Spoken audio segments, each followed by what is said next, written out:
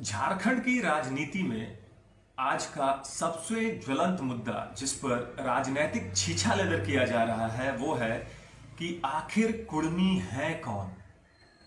क्या कुर्मी किसान जाति है या एसटी है। झारखंड के इस पवित्र धरती पे आज का सबसे बड़ा सवाल यही है कि क्या कुर्मी एसटी है या एक किसान जाति है जो राजनीतिक उथल पुथल को देखते हुए अपने आप को राजनीतिक लाभ पहुंचाने के लिए एसटी में शामिल होना चाहती है। इसके लिए हमको बहुत डिटेल में जानना पड़ेगा कि ऐतिहासिक तथ्यों में क्या लिखा हुआ है, किस किस विद्वान ने क्या लिखा, क्या कहा समय समय पे, और एसटी एससी और ओबीसी का ब्रेकडाउन भी हमें समझना पड़ेगा कि कुर्मी कहां शामिल है, उनका क्या पोजीशन है, उनका ये डिमांड कि कुर्मी को एसटी में शामिल किया जाए किस हद तक जायज है। ये समझने के लिए हमें थोड़ा सा ब्रेकडाउन करके चलना पड़ेगा। फैक्ट्स पे बात करेंगे कि फैक्ट्स क्या कहता है, उन्हें शामिल क्यों नहीं किया गया अभी तक 1700 से अभी तक, और उस मुद्दे पे भी बात करेंगे कि कुछ जो कुर्मी समर्थक हैं या जो आंदोलनकारी हैं जो एसटी की मांग कर रहे हैं वो किस तथ्य से या किस फैक्ट के हिसाब से या किस कारण से बोल रहे हैं कि हमें पहले ही शामिल कर दिया गया था, अब मिस्टेक हो गया है तो हमें वापस शामिल किया जाए। आप सभी को नमस्कार, मेरा नाम है विशाल कुमार पांडे और बहुत दिनों के बाद वापसी कर रहा हूं, लेकिन टॉपिक बहुत अच्छा था इसलिए आया हूं, नहीं तो अभी कुछ दिनों तक और शांत ही रहता। तो चलिए शुरू करते हैं सबसे पहले ऐतिहासिक तथ्यों और विद्वानों की राय से। किसी भी चीज का अगर आपको जानकारी चाहिए, प्रॉपर फैक्ट्स, तो हमें हिस्ट्री को खंगालना पड़ता है। तो सबसे पहले हम बात करते हैं 1872 की डिस्क्रिप्टिव एथनोलॉजी ऑफ बंगाल।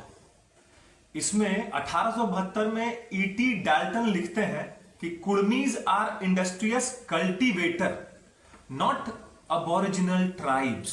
मैं इसका हिंदी अनुवाद करके देता हूं आपको कि कुर्मी मेहनती किसान हैं, ये आदिम जनजाति नहीं है। 1872 याद रखिएगा। फिर 1901 में सेंसस रिपोर्ट जब आई तब एच रिसली लिखते हैं Kurmis are cultivating caste spread across Bihar, Bengal and central India. माने कुर्मी एक खेती करने वाली जाति है जो बिहार, बंगाल और मध्य भारत में फैली हुई है। ठीक है, अब एक और करते हैं बात। 1943 ट्राइबल इंडिया में लिखा गया, इसको लिखने वाले हैं वरियर एल्विन, जिसे ट्राइबलों का गांधी भी कहा जाता था। मतलब ट्राइबल लोगों का गांधी भी इन्हें बोला जाता था। 1943 में ये लिखते हैं Kurmis are not a tribe but a caste of cultivators though often living alongside tribes. मतलब कुर्मी कोई जनजाति नहीं बल्कि खेती करने वाली जाति है, हालांकि ये आदिवासियों के साथ रहते हैं। 1950 में जब एससी एसटी लिस्ट बनाया जा रहा था, बनाते समय उस समय भी बाबा भीमराव अंबेडकर डॉक्टर साहब ने लिखा कि scheduled tribes are those who are truly isolated, distinct, backward in culture, peasant caste cannot be put into this category. मतलब अनुसूचित जनजाति वही हो सकती है जो सचमुच अलग थलग, विशिष्ट संस्कृति वाली और पिछड़ी हो। किसान जातियों को इस श्रेणी में नहीं रखा जा सकता है। तो ये है ऐतिहासिक कुछ फैक्ट्स जो विद्वानों ने लिखा है। और इसी के साथ साथ मैं आपको एक चीज और बता देता हूं कि कोर्ट में भी, कोर्ट का जो निर्णय आया हाल फिलहाल, जो इन लोगों ने बहुत सारे हाल फिलहाल में कोर्ट में जब इन लोग गए, पीआईएल दर्ज किया कुर्मियों ने, तब कोर्ट का निर्णय क्या था मैं आपको वो भी एक बार बताता हूं। झारखंड हाई कोर्ट में कई पिटिशंस दिए गए और उसमें कहा गया, कोर्ट की तरफ से कहा गया कि caste status is decided by presidential order under article 342. Courts cannot reclassify caste as ST unless parliament amends it. मतलब जाति की स्थिति राष्ट्रपति आदेश से तय होती है. जब तक संसद संशोधन न करे अदालत किसी जाति को ST घोषित नहीं कर सकती है. ये झारखंड हाईकोर्ट का है. कलकत्ता हाईकोर्ट में जो बंगाल में हुआ उसमें लिखा गया कि Kurmi community is a backward caste, not a tribe. Not a tribe. साफ होता है कि 1700 से लेकर 1950 तक और कोर्ट भी के भी जो निर्णय है उनसे एक चीज साफ होता है कि कुर्मी को जाति माना गया है, जनजाति नहीं. ऐसा तो हो नहीं सकता कि जब SC/ST लिस्ट तैयार हो रहा था तो भीमराव अंबेडकर, डॉक्टर साहब भीमराव अंबेडकर ने कुर्मियों की स्थिति नहीं देखा होगा या उन्होंने पता नहीं किया होगा कि इनका एक्चुअल स्टेटस क्या है. सब कुछ देखने के बाद ही उन्हें दिया गया होगा. सवाल है अब कुर्मी अचानक बोल रहे हैं कि 1913 में ही हमें डाल दिया गया था, अबोरिजिनल कास्ट लिखा गया था /ट्राइब. तो उसका भी जवाब है. जो अभी कुछ नेता लोग जो है कुर्मी के या जो समर्थक हैं वो बोल रहे हैं, जो आंदोलन कर रहे हैं कि 1913 में शिमला एक्ट जो था, गैजेट था, उसका नोटिफिकेशन 550, उसमें कहा गया कि कुर्मियों को अबोरिजिनल कास्ट या ट्राइब लिखा गया. फिर 1931 के सेंसस में भी किसी किसी जगह पे कहीं कहीं पे अबोरिजिनल कास्ट /ट्राइब लिखा गया. ये क्लेरिकल मिस्टेक था. इसको कोर्ट भी बोलता है कि ये टाइपिंग मिस्टेक था, क्लेरिकल मिस्टेक था. हालांकि जिन विद्वानों को, जो कुर्मी समर्थक उन्हें नहीं पता, उन्हें एक चीज बता दूं कि 1913 में जब शिमला गैजेट में ये मिस्टेक हुआ तो ब्रिटिश कॉलोनियल सरकार ने 1914 के अपने नोटिफिकेशन में साफ कर दिया था कि ये मिस्टेक हुआ है. 1913 का जो क्लेरिकल मिस्टेक हुआ है वो मिस्टेक था. उसको कोरिजेंडम 1914 में रेक्टिफाई किया गया, उसको करेक्ट किया गया. इसीलिए ये जिस बेस पे या जिस दावे पे दिखा करके ये हक मांग रहे हैं, लड़ रहे हैं, सबसे पहले तो इनका बेस ही गलत है. वो भी जाने दीजिए. आइए समझते हैं कि कुर्मी जो समाज है, जो जाति है, उसका स्टेटस क्या है. सबसे पहले तो ये ओबीसी में आते हैं, अदर बैकवर्ड क्लास में ये आते हैं. ठीक है. अब इनको समझने के लिए कुर्मी है कौन, हमें SC/ST और ओबीसी जो बैकवर्ड क्लास है उसका ब्रेकडाउन करते हैं हम. ठीक है. अब बात क्योंकि कुर्मी को ST दर्जा देने की हो रही है, मांग हो रही है, उसके लिए धरना कर रहे हैं, रेल टेक कर रहे हैं, रेल रोक रहे हैं उसके लिए. तो झारखंड जो ST है, शेड्यूल्ड ट्राइब है, उसका ब्रेकडाउन है. झारखंड की असली आइडेंटिटी, आदिवासी आइडेंटिटी, ठीक है, 32 ट्राइब्स में बसा हुआ है. मैं कुछ मेन ट्राइब्स के बारे में बता रहा हूं. ठीक है. मेजर ट्राइब्स में संथाल, मुंडा, उरांव, हो, खरिया, भूमिज, ये जो 6 ट्राइब हुए, ये मतलब समझ लिए कि 80% तक के पॉपुलेशन, आदिवासी पॉपुलेशन, ST समाज का पॉपुलेशन को बनाता है झारखंड में. ठीक है. अब माइनर ट्राइब जो हुआ, असुर, बैगा, बिरहोर, कोरवा, पढ़ैया, माल पढ़ैया, सौरिया पहाड़िया, ये बहुत ही वल्नरेबल ट्राइब में आता है. इन्हें PVTG मतलब पर्टिकुलरली वल्नरेबल ट्राइबल ग्रुप का स्पेशल कैटेगरी भी दिया गया है. आप समझिएगा इस चीज को. ठीक है. और इनके लिए 26% रिजर्वेशन ST के लिए फिक्स है. स्टेट रिजर्वेशन जो है, हालांकि प्रपोज 28% का किया गया है. और ST को पेशा एक्ट जो होता है, पेशा कानून, और CNT SPT एक्ट जैसे से लैंड प्रोटेक्शन मिले हुए हैं. ठीक. अब OBC का ब्रेकडाउन करते हैं ताकि हम कुर्मियों के बारे में समझ सकें कि कुर्मी का OBC वर्ग में भी क्या स्टेटस है, क्या क्लास है. ये आपको समझना बहुत जरूरी है. OBC की 2 कैटेगरी होती है, BC1 और BC2. BC1 मतलब अत्यंत पिछड़ा वर्ग, OBC में भी मोस्ट बैकवर्ड क्लासेस. ये वो जातियां हैं जो सोशल, एजुकेशनल और इकोनॉमिक इंडिकेटर्स में सबसे नीचे हैं.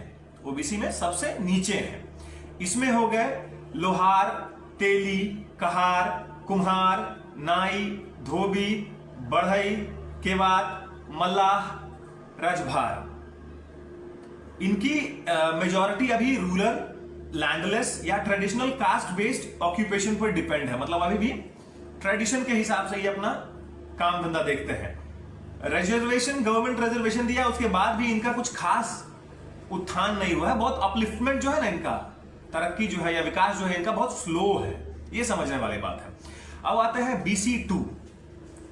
ओबीसी का जो दो क्लासिफिकेशन है, BC1 आप समझ गए उसमें कौन कौन आता है। अब आते हैं BC2 में। आप ये समझिएगा, ये जातियां थोड़ी बेटर पोजीशन में है, रिलेटिवली बेटर, सोशल और पॉलिटिकल रिप्रेजेंटेशन दोनों में। BC2 कैटेगरी में जो जो जातियां आएंगी वो सोशल और पॉलिटिकल रिप्रेजेंटेशन में बेहतर हैं, मतलब इनके हालात अच्छे हैं। अब इसमें कौन कौन आता है ये समझते हैं।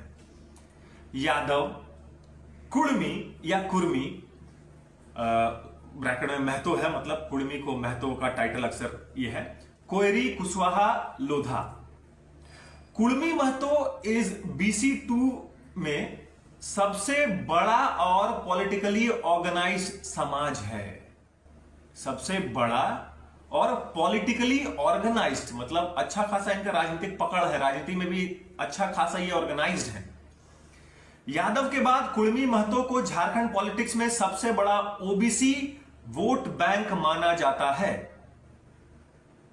सवाल यह है कि क्या कहीं ये वोट बैंक की राजनीति तो नहीं।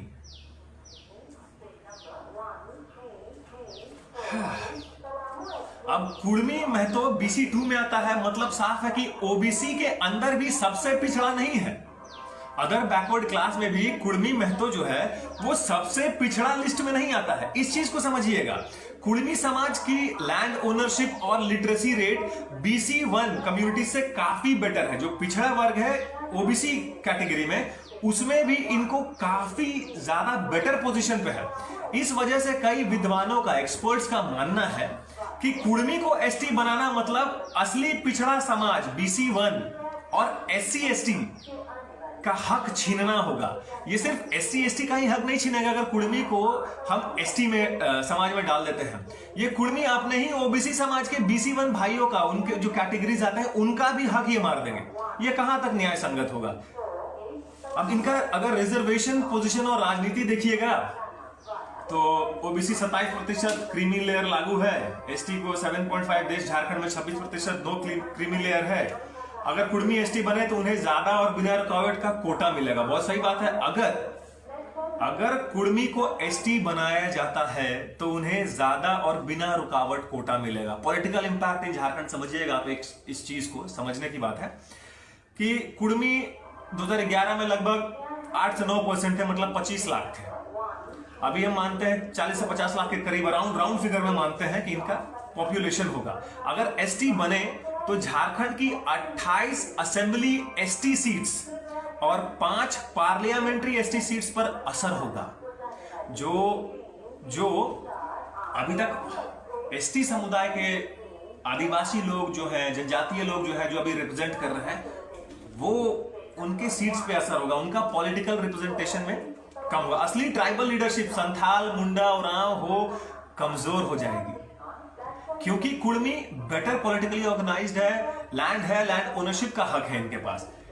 और इसीलिए कुछ जो पार्टीज हैं, पॉलिटिकल पार्टीज हैं, जो वोट बैंक की तरह देखते हैं, वो इनको टारगेट करते हैं। शिगुफा छोड़ देते हैं कि अरे तुम ST हो, तुम अपने हक के लिए लड़ो, हम तुम्हारे साथ हैं, तुम्हारा साथ देंगे। इन्हें मालूम है कि अगर इनके लिए वो खड़े होंगे या इनको बरगलाएंगे तो वोट बैंक पे असर होगा। आज 1 सीट है, कल 10 हो जाएगा। हालांकि भला नहीं होने वाला है, लेकिन हो जाएगा। ये सारा पहलू को हम समझ रहे हैं।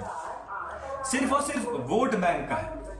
कुर्मी महतो BC2 में स्ट्रॉन्ग ओबीसी है, ये आपको पता है। उनकी पोजीशन लोहार, कुम्हार, धोबी जैसे BC1 कम्युनिटी से काफी बेहतर है। अगर उन्हें ST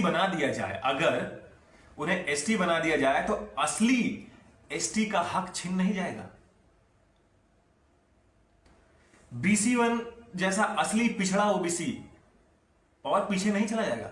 अगर मान लीजिए कि ओबीसी में ही जो और पिछड़े लोग थे, अगर वो बोलते कि हमें एसटी में शामिल कीजिए, तो चलिए एक तुक बनता है कि भाई आपको अपलिफ्टमेंट आपका नहीं हो रहा है, हो सकता है।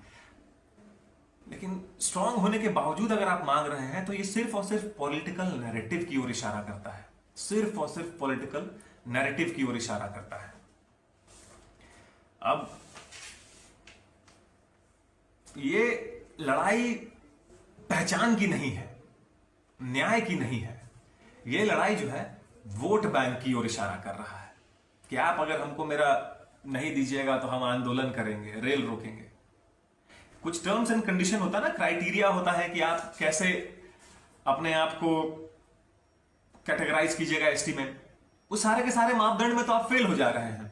1913 का आप बात बोलते हैं कि हमको 1913 में रखा गया था एसटी में, अब ओरिजिनल कास्ट लिखा गया था स्लैश ट्राइब, उसका भी 1914 में क्लैरिफिकेशन कोरिजेंडम निकाल करके ब्रिटिश कॉलोनियल गवर्नमेंट ने, ब्रिटिशर्स ने उसका भी करेक्शन किया।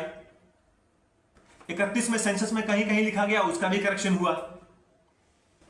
जो सेंसस हुआ उसका 1950 में भीमराव अंबेडकर दलित पिछड़े सभी जो थे गरीब, उनके उत्थान के सबसे बड़ा नेता, आप बोल रहे हैं कि 1950 में उनसे भी गलती हुआ, उन्होंने नहीं देखा होगा। आप हक मांग रहे हैं, संविधान आपको हक देता है मांगने का, आप आंदोलन कीजिए या जो भी कीजिए आप मांगिए, लेकिन गलत प्रचार करके मत कीजिए कि हम रेल रोकेंगे। रेल रोकने से सिर्फ आप ही का नुकसान होगा क्या? अपने हक के लिए आप आज रेल रोकिएगा, कल कोई और समुदाय आकर के रेल रोकेगा। कुछ सवाल है जो मैं आपसे पूछना चाहता हूं, और मैं चाहता हूं कि ये सवाल आप सारे लोग सुने, और अगर अच्छा लगे तो बाकी लोग को भी आप अवेयर कीजिए। पत्रकारिता सिर्फ सवाल पूछना नहीं कि हाँ इसमें आप क्या बोलिएगा, फैक्ट्स के साथ प्रेजेंट कर रहा हूं आपको, आप इस चीज देखिएगा, इन सारे फैक्ट्स को जब भी आप बोलिएगा प्रेजेंट हो जाएगा। जनता के कुछ कुछ सवाल है जो जनता को पूछना चाहिए, जनता को पूछना चाहिए, क्योंकि आपको जागरूक होना जरूरी है। नहीं तो वही होगा कि नेता के पीछे पीछे पीछे पीछे जो नेता बोले वही सही, ना खाता ना वही, जो नेता बोले वही सही वाला हिसाब। तो सवाल है, पहला सवाल, डाल्टन रिजली एल्विन ने कुर्मी को कास्ट कहा, तो आज ट्राइब क्यों बोला जा रहा है? डाल्टन, रिजली, एल्विन सबने ट्राइब ही बोला है, सबने, सॉरी, डाल्टन, रिजली और एल्विन सबने कुर्मी को कास्ट बोला है, ट्राइब नहीं। तो आज ट्राइब का मांग क्यों? दूसरा सवाल है, क्या अंबेडकर गलत थे जब उन्होंने 1950 में कुर्मी को एसटी में शामिल नहीं किया?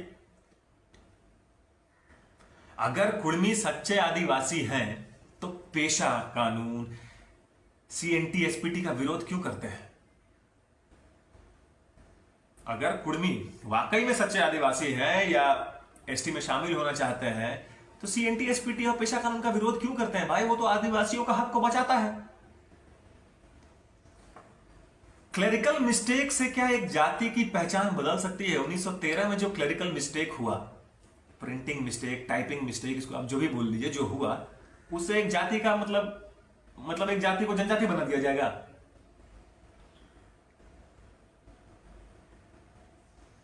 पांचवा सवाल है, कल तक कुर्मी खुद को शिवाजी का वंशज मानते थे। ये बहुत जगह सुनने पे आया हुआ है, वंशज मानते थे, और कुर्मी क्षेत्रीय, अपने आप को क्षेत्रीय कहते थे। आज ट्राइबल क्यों बनना चाहते हैं? पहचान से शर्म आ रही है या वोट बैंक की राजनीति है, आरक्षण का खेल, पॉलिटिकल आरक्षण ज्यादातर? अगर कुर्मी एसटी बन गए तो असली आदिवासी हक का क्या होगा? जो असली आदिवासी हैं, जिनको असल में रिप्रेजेंटेशन की जरूरत है, उनका क्या होगा? उनका क्या होगा? क्या कल को हर ओबीसी लिस्ट से हर कास्ट या हर जाति अपने आप को नहीं बोलेगा कि मुझे भी एसटी बना? कुर्मी को बना रहे हो, कुर्मी मांग रहे हैं, मैं भी मांगूंगा? नहीं होगा। झारखंड की राजनीति में असली ट्राइबल नेतृत्व का क्या होगा? अगर कुर्मी अपने आप को बोलते हैं कि हम एसटी हैं, हमें एसटी दिया जाए, तो असली नैरेटिव क्या, असली नेतृत्व क्या होगा? समीकरण क्या बदलेगा? क्या यह लड़ाई हक का है या सिर्फ वोट बैंक का है? क्या ये लड़ाई हक का है या वोट बैंक का है? कुर्मी समाज देखिए सम्मान के लायक है, लेकिन सच्चाई ये है कि इतिहास में उन्हें किसान जाति कहा गया। मतलब इतिहास में भी वो किसान जाति थे, हैं और रहेंगे। एल्विन ने ट्राइब कहा, अंबेडकर ने कहा कि किसान जाति को कभी एसटी नहीं बनाया जा सकता है, रिस्ली ने कहा, डाल्टन ने कहा, सिर्फ कोर्ट ने भी साफ साफ कहा कि क्लेरिकल मिस्टेक से आप जाति नहीं बदल सकते हैं। तो सोचने वाली बात है कि जब सब कह रहे हैं तो सारे के सारे गलत हैं। ये मांग 1970 से चालू हुआ है, ठीक है, चालू हुआ है। आपको दस्तावेज पढ़ने की जरूरत है, उस क्राइटेरिया, उस कंडीशन को आप क्लियर कीजिएगा, मापदंड को, तभी तो। और आज जो भी लोग ये बोल रहे हैं कि यह 1913 में ऐसा हुआ था, 1914 का भी आप पढ़िए, कोरिजेंडम पढ़िए कॉलोनियल रूल का, उसमें साफ साफ लिखा हुआ है कि it was a clerical mistake, गलती। आप ऐसे करके तो आदिवासियों का ही हक मार दीजिएगा, अपने एसटी भाइयों का ही हक मार दीजिएगा। सोचने वाली बात है। और उन नेताओं से भी कहना चाहूंगा कि आप अगर मान लीजिए लोगों को, देखिए लोग क्या होते हैं कि नेताओं की बात सुनते हैं क्योंकि सोचते हैं वो उनके लीडर्स हैं। आप गलत बयानबाजी मत कीजिए, गलत बयानबाजी मत कीजिए कि हाँ वो अपना समाज है, अपना हक मांग रहा है। आपका समाज आपको अपने लीडर के रूप में देख रहा है, तो लीडर ही जब गलती करे तो समाज तो गलती करेगा ही करेगा ज्यादातर। उस चीज को समझिए। कल मैं कुछ नेताओं के ना वीडियोस को देख रहा था, और उन वीडियोस को भी देख करके मुझे यही समझ में आया कि दे आर लैकिंग इंफॉर्मेशन। मतलब कि जानकारी का अभाव है, या हो सकता है मंशा हो, कुछ नैरेटिव हो। आजकल ऐसे भी सब कुछ नैरेटिव और मोटिव पे चलता है। तो मैंने कुछ सवाल, कुछ हिस्टोरिकल फैक्ट्स, एसटी और ओबीसी का ब्रेकडाउन और झारखंड की राजनीति में इसका क्या असर होगा, ये आपको बताने की कोशिश की है। बाकी आप पर छोड़ देता हूं, आप सब विद्वान हैं, अपने दिमाग से, अपने बुद्धि विवेक से मंथन कीजिए कि क्या सही है, क्या मिलना चाहिए, क्या ये जो आंदोलन हो रहा है वो सही है, क्या आदिवासी समुदाय जो इस आंदोलन का, कुर्मी के आंदोलन का, उनके मांग का विरोध कर रहा है, क्या वो सही नहीं? आप इस चीज को सोचिएगा। अगर कुर्मी को अधिकार है अपना हक मांगने का, तो आदिवासी एसटी को भी अधिकार है उनका विरोध करने का। संविधान उन्हें भी ये हक देता है। ये नेता कोई नहीं होते जो बोलेंगे कि आप ऐसा क्यों कर रहे हैं, क्यों उनको हक मांगने से रोक रहे हैं। जब आप अपने समाज पे आए तो बोल देते हैं कि नहीं, मैं अपने समाज से हूं, ये समाज की मांग है, मैं नेता सबका हूं लेकिन ये समाज की मांग है, मुझे समर्थन करना होगा। तो भाई दूसरे समाज का भी उतना ही हक है, इसी हिसाब से मांगने का हक है।